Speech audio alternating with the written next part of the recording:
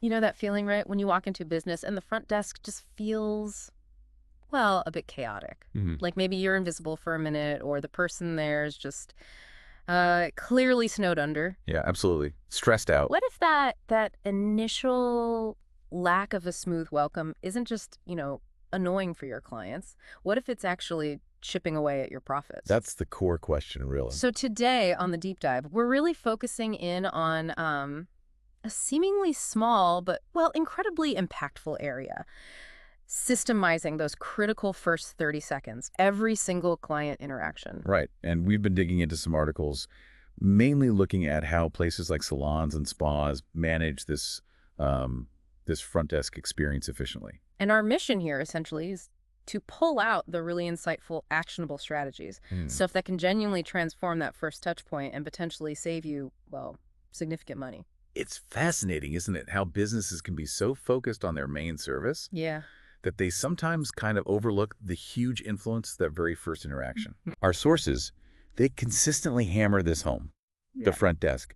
It's way more than just check-in. It's like the opening scene. Sets the stage for everything else. Exactly. Think about the psychology.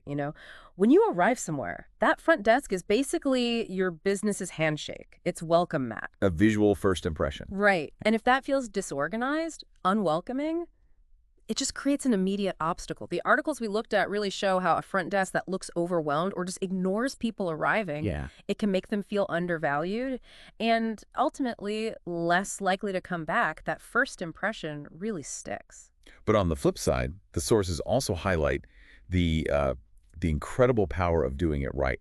An immediate, positive, efficient greeting. Mhm. When a client feels seen right away and the arrival is smooth, it taps into something basic that need to feel valued. Like a little VIP moment. Exactly. Even subtly. Yeah. It makes them more open to the whole experience and, crucially, more likely to stick around, become loyal, maybe even spend more while they're there. There was this really good example in one article illustrating the cost of getting it wrong. Lisa's salon. Ah, yeah, I remember that one. The pandemonium during busy times. Total pandemonium. That's how they described it. Phone ringing constantly, people waiting. No, hello. And the receptionist, Sam, just juggling everything. And it had real consequences, not just theoretical. No, absolutely. The article mentioned a specific time a new client walked in. Sam was stuck on a long phone call. The client just stood there Unacknowledged. completely Yeah. and eventually just turned around and walked out. Gone. And that's not just a missed appointment fee, is it? That's potentially years of revenue from that one person. Gone. That's what hit Lisa, according to the article. She realized, hang on, a lot of the stuff bogging down her front desk, it could be automated. That was the key insight. These tasks weren't necessarily human-centric tasks. Exactly. So she made some really smart changes, things like online booking, so clients could schedule themselves whenever, Big one. Convenience for them, less work for Sam. and automated appointment reminders. Huge for cutting down no-shows. Definitely. And she even added a self-check-in tablet, right? Yeah. For those peak times. Yeah, and the results, I mean, the article laid them out pretty clearly. Clients felt more looked after right from the start. And Sam, the receptionist, wasn't just putting out fires anymore, Right. She could actually talk to people, answer questions, create that welcoming vibe. which led to fewer no-shows, more repeat visits. And bottom line, Lisa saw her profits go up. Clear connection. Lisa's story really nails a central theme we saw everywhere. Mm. The power of using technology strategically. Mm-hmm. The articles kept mentioning specific software, some salon-focused ones like Rosie, DaySmart, Mhm. others maybe more general like Zoya, Mavo, even AI tools like our ECH.ai. Interesting range. But the core idea was the same. Automate the routine stuff, the essential but time-consuming tasks. Oh, so let's dig into the practical side then. Based on all this, what are the concrete things businesses listening can actually do to, optimize their front desk? Automation feels like the big one. It really is foundational. Like we saw with Lisa, online booking is it's inconvenient for clients, yes, Yeah. but it massively reduces the admin burden on staff. Takes calls off the front desk. Exactly. Yeah. And automated reminders. Proven way to cut losses from no-shows. Those add up fast. Oh, I bet. Plus, integrating payments into the system makes checkout smoother, faster. It's all about freeing up that human time. Right, so the staff can actually focus on the people in front of them. Precisely. delivering that great in-person service. But it's not just about the tech, is it? The sources also kept coming back to that initial human connection, the actual greeting. Oh, absolutely critical. You can have the slickest system in the world, but it can't replace a genuine human welcome. Yeah. Training your team to just consistently smile, make eye contact, offer a sincere hello. It sounds basic, but it's paramount. And using the client's name, if possible. Several sources mention that. Yes, that personalization makes a huge difference, creates an immediate connection. And even when it's crazy busy, just a quick, hi, welcome, I'll be right with you. Acknowledgement? Exactly. That acknowledgement is so much better than silence. It changes the whole feeling of waiting. And it sounds like tech can support that in-person experience too, not just replace parts of it. For sure. Things like those self-check-in tablets we mentioned, great for busy surges, speeds things up, stops bottlenecks forming right at the desk. Keeps the flow going. Right. And all those automated communications before the appointment reminders, maybe pre-visit instructions, they contribute to a smoother arrival too. The client feels prepared. The business feels organized. Makes sense. Now, obviously, the best systems and tech, they still rely on the people using them. The articles talked about hiring and support too, didn't they? That's a really crucial piece. You need the right people in those frontline roles. Someone naturally warm, organized, good communicator. Not always easy to find. No, but fundamental. And then, just as important, you need to give them the right tools, proper training, and ongoing support so they don't get overwhelmed. Because a stressed receptionist can't give a warm welcome. Exactly. It directly impacts that client interaction we've been talking about. And it wasn't just about the people, was it? The physical space itself came up. Yeah, the environment of the front desk.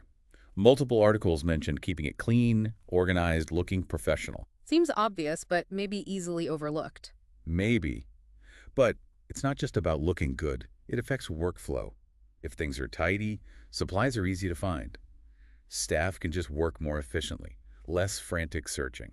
Right.